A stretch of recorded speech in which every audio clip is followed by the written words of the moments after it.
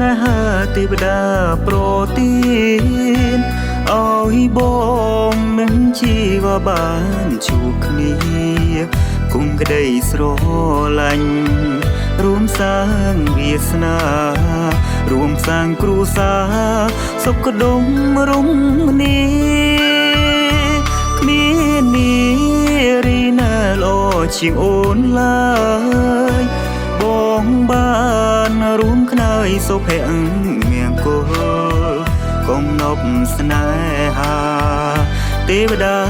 បានផ្ដល់ឲ្យបងបានយល់ស្នេហាភក្តី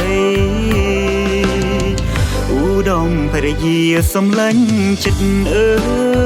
យអូននេះហើយជាដងហើមស្នេហាបងអូនជាកែវភ្នែកអូនជាបេះដូងបងស្រឡាញ់អូនគ្មានអ្វីប្រៀបបាន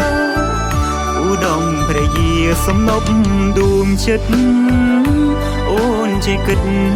ស្រឡាញ់ការពីស្នេហាអូនយល់ចិត្តបងស្មងស្នេហ៍រៀមរាគ្មាននារីណាប្រៀបស្មើអូនឡើយ